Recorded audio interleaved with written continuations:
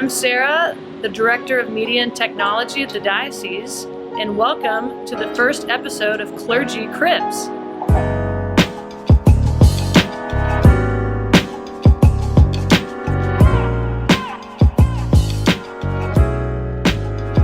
Alright, we will be featuring a new church building once a month to show off our diocese to the world and to each other. This week I traveled to St. Patrick's Broken Arrow with the new building committee from Grace Church Yukon to learn from Father Shelby about the St. Patrick's building project process over the last 2 decades. So St. Patrick's is an example of a very modern church with much of its focus on the Book of Common Prayer's theology of space.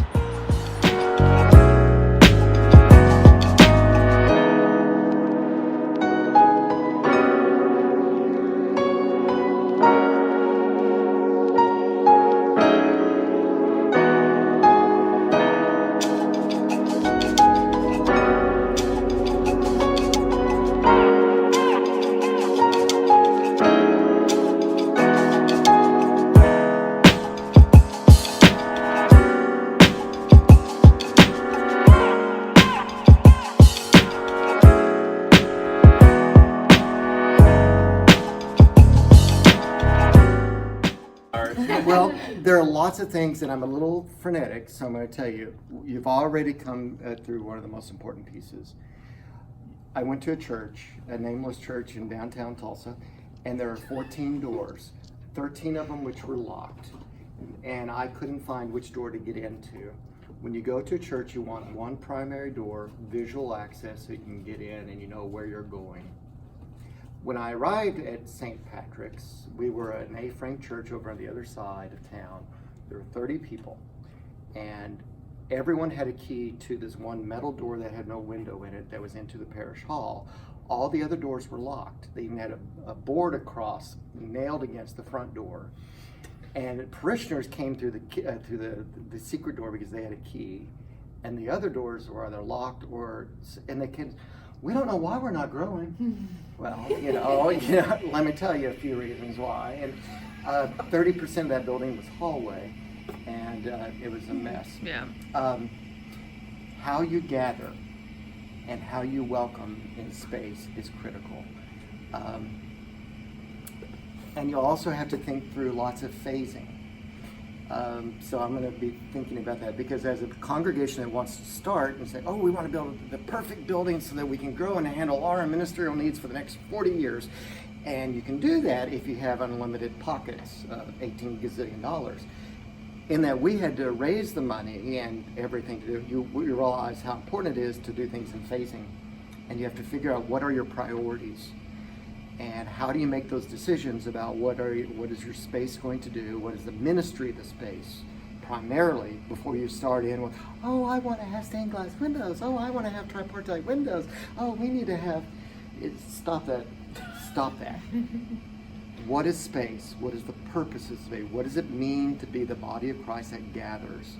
That should drive all your decisions. Statement, I wanted that to confront us. This is who we are. This is what we're about. Your program. They will help you develop space that enables you to be who you are called to be. If by the end of your building project it doesn't match your mission statement, fire them. Period. Because building enables that. And if you don't have that clear, you're building something that's giving you emotional feelings. You're not building buildings that enables you to do ministry. So, that was our mission statement. When we started the building process and doing this when there were 40 or 50. By the time we moved, we had 100 at worship. And when we started building, there was 100. By the time we moved here, we had 200 on a Sunday. They never thought they would build for a building that was larger than 100 on Sunday. So we wanted, some parameters. First, I'll just come in and experience something, and I'll show you. Now, they've all read it. You've read it? Thank God. 4 principal elements. Altar, font, pulpit, but the primary is the gathered community of God. During Advent and Lent, all the congregation faces each other, because our theology says that, it's not just this relationship, the transcendent, it's also the immanence, that you are together. If you cannot find Christ in each other, then forget this number. So one of the radical things, and you'll find that most people under the age of 40 love it when we're facing each other in choir style. Over 60, they think, well, it makes me uncomfortable. I have to look at Sally during worship, and I have to think about her. I said, right, and that's a good thing in worship. And over 80-year-olds, they say, this is brilliant. So it's really kind of fascinating. The over 80s get it, the young millennials get it, and the people my age, they don't like it because they want to just think about God things and not their neighbor. I would suggest that was the best thing we did in this space. This is seating for 300. It's flexible. We even use it for parish gatherings because initially you couldn't build everything we wanted. They will tell you, okay, you can build this with this quality, or you can build this much with lower quality. Now, what do you want? Well, we want this much with this quality. You can't do it. So you have to make some tough choices. So we designed space that was flexible and did things like these walls open up. And before, the gathering space was half of that in one of the phases. And so that became our parish hall. And then we opened this up for even more parish hall. And when we had dinners, we would have the tables in there and in here. And then when we had dances and like parish party nights, we would have tables in here. It also matches your theology, that what you do as the community of God over a table is just as holy as what we do at this table. It took a few people some getting used to that, but it helped. It also helps that when we have a funeral, when there are 400 or 500 in here, then you can open that up and seats that way. So the other things that you need to notice are that there's a sense of intimacy. The distance between the altar and the font and the pulpit, it's all very gathered. You can gather around the baptismal font, living water, and the whole community can gather around. You've probably picked up this is the shape of the church. The baptismal font needs to be big and sufficient for plenty of symbol. The idea of having a little bowl that says, you are baptized as a Christ child is inadequate. Our symbols need to be clear. They need to be of good quality. Plastic does not belong in the courts of the Lord. Neither does carpet. And you need things that confront you. When you walk in, you're confronted by your baptismal identity. This is where the people of the baptized community gather. And so you can see that, well, it takes just a second for it to come, but we can immerse, we can do children, or we can kneel in. We do the foot washing here. We do a lot of everything right around here. We build the fire at the vigil of Easter here in procession. No altar rails except for minimal. Altar rails came, I think it's 1580 with the Archbishop of Canterbury, William Laud, who said, we need to have rails up there to keep those animals out of the sanctuary. Animals were going up and hiking their legs on the altar rail. And he said, we really want to keep the sheep and the animals and the dogs out in the congregation. We'll keep you warm. That was the beginning of altar rails. They were had no other purpose other than that. Later on in the Reformation, people started kneeling up there. You don't need altar rails. Any barrier between us and the people of God and the action of the altar should be minimized, symbolically and visually. Everything should be of substance of the primary symbol, and the transcendence as well as the immanence need to be. The other thing we have found is that when some little old lady goes down during a service, it's very easy to move a chair out of the way and bring in the stretcher for the MSIT to take them out. You should avoid steps if at all possible. Go to any old church now and you'll see steps everywhere and you think, oh my God, only the well-bodied are welcome here. Mm-hmm. Thank God for ADA. We've even designed so that you can have a ramp so that the priest can get up there if the priest is in a wheelchair. You really need to think that stuff through way in advance. You need a sense of, we wanted light. We wanted space also that is acoustically live. And this is what we've got. Now, the problem with wanting to build this maxed out our budget initially. So we said, well, what are we going to do? How can we get everything else that we want? So we had a very small, and I'll show you the plans, piece right here. Now, the other thing that I want you to notice is that our gathering space is contiguous with the worship space. If you, I asked a few congregations, we took our group around and toured. I said, tell me the fights. And we went to Joy Lutheran, and they said, well, the evangelism committee is fighting that we should have coffee hour here. And then there was another group, the parish life committee, said, well, we should be having coffee hour over there down the hall. And we chewed on that for a while. Why are they having fights about where you have coffee? And then we realized that they were having to work against their space to build community. What builds community? People having coffee and engaging each other. Round tables. We don't have square tables. Round tables where you can converse. You need one door where people can't escape. You know, so I don't want to talk to the clergy or anything. Yes, you have all the fire exits you need, but I'm talking about one door, not like a nameless church nearby where there are 6 ways to avoid the clergy and or others, and you can just get out. Yep. So we thought about how do you come in and how do you exit, and how do you gather people. Choosing to go down a hallway to a parish hall will kill the building of community. Only people already plugged into that community will go down the hall 20 feet to go have coffee.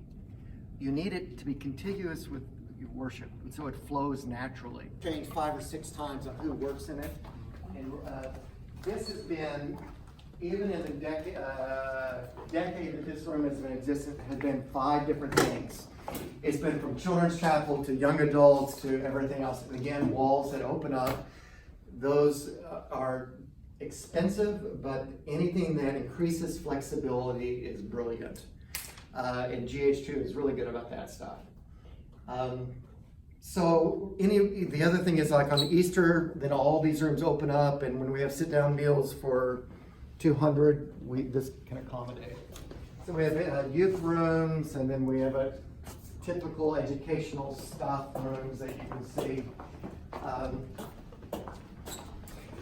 So our driving thing first was worship. The second was to have the gathering space for community. Then we finally built educational space. And then the last phase, we'll throw in 2 other phases in there. We doubled the parking lot. Let them poke in here. You can see that all the. Tell you. So this was a classroom, now it's storage. Yeah. Number one issue, and I will already tell you a fight 5 years out from now, you all will have say, well, we've designed a storage space, but we can't afford it. So we're going to have to cut the storage. And then what you'll do is you'll have storage in your parish hall space.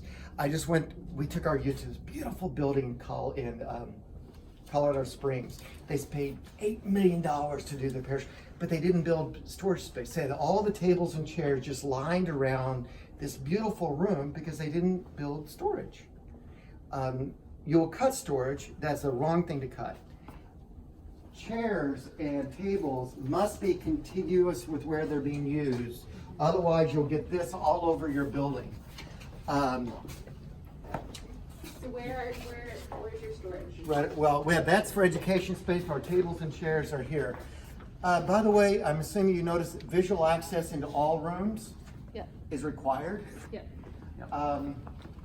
That's an opportunity to teach. Tables and chairs.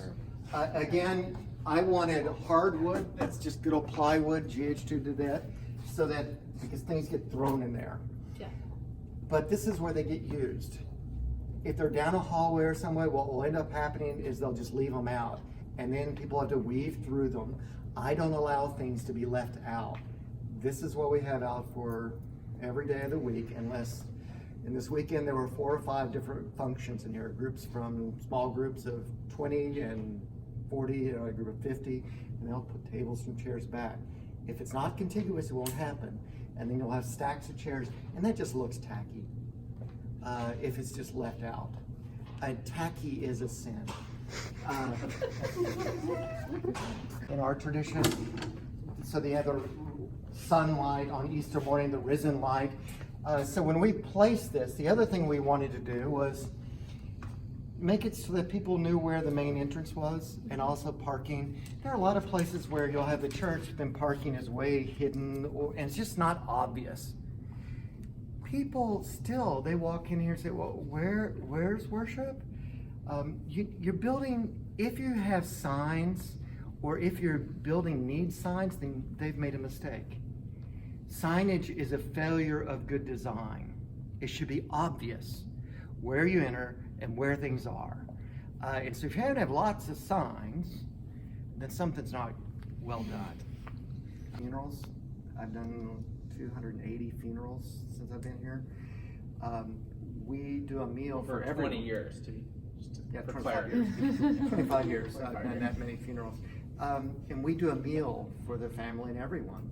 So after a funeral, we're serving 150, 200 people. And so the congregation brings food, we warm it, and we serve it, linens and all of that stuff. But it's how we show hospitality to families in need. That has been one of our main growing edges and what's helped us to grow more than anything else. We're known as the church that does wonderful funerals. That and the feeding program are the two things we're known about. If you drive around town, do you know the Episcopal Church? What do you know about them? That's what they'll say. So we needed space that enabled that kind of ministry. Kitchen, let's just go there real quickly. We have 30 people who work on each funeral dinner. So we have 30 people in and out of here of the parish who are working and volunteering. So I need enough space so that the people can wash dishes together. If I wash dishes with you for 1 hour, we're going to be intimately related. And I'm going to know you and you're going to know me, and we're going to have a relationship. So see this space as an opportunity to build community. Don't see it as just function. Everything is ministry. We needed a refrigerator that enables ministry. We needed spaces where people can work together, not just to get the job done, but how does this build community? At one time, it was only this big. And then at one project, GH2 came up with the idea of blowing this out, taking this storage room, and then they built us a pantry in there. This was really good. I was proud of GH2. They did a good job on that. This is also space that gets high traffic. It's used every day of the week. Our buildings open at 6 in the morning. They typically close 10 o'clock at night, 7 days a week. So, and because I think that something nice, it matters when we're having soup together and a meal, and paper plates. Now that is a battle I have to fight a lot. Someone will come on and say, it's so easy. We can just throw it away. And then our millennials and I will say, but I'm not sure. Yeah, that's really the best thing. And we've seen, when I wash dishes with Tim over here, and he and I, talked about the sermon or life, and we built a relationship, and that matters, then they say, oh, I don't mind doing dishes. Yeah. Because it's been so well designed, after feeding 200 people, we can do the dishes in 45 minutes. That's not a long time. Yeah. Quote, the educational suite, and then you'll see the whole building. The parish administrator, she runs the place. Typical kind of workroom, counters. You also need to think about in advance, where do you keep your money and stuff and your checks, and how does it get from the church into where it's counted and deposited, and security and all that stuff. And we also have lots of groups that meet. Our youth person, and then also a restroom, another hall, curates in my office. We have in our DNA that every room is used for multiple things.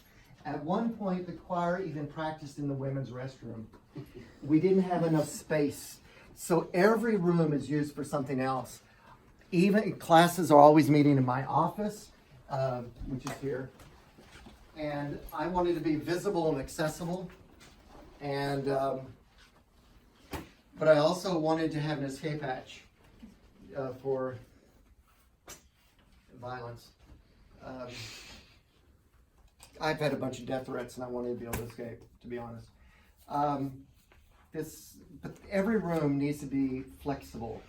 Also, I'm only going to be here a while. There's going to be some other priest, and I wanted the kind of space and furniture that some other priest can come in and whatever she wants to do, or they can change it. Mm-hmm. A lot of you think in terms of square footage, and walls will also get moved. We started with stained concrete, and then when we moved, once we moved, this wall underneath the plate, that's not going to be stained, so we're going to have to go to a tile. Your architects will guide you in those kind of things because you need to think about future phases. Mm-hmm. Now, right now, you're only going to be able to do this, but in 10 years, when you need to build that, make sure you are building and wiring and stuff in advance. How do we bury people and how do we use, right out here is the memorial garden where a lot of remains and people are buried right here. And so we can go outside and bury them, go back in for the meal and stuff. And so we got a columbarium or the memorial garden. So we insert, and so it's close and contiguous, and it works. Yeah. Plus, we wanted a space so that when you come in, there's a sense of meditation and/or it's not just hard concrete to building, but a little bit of transition space.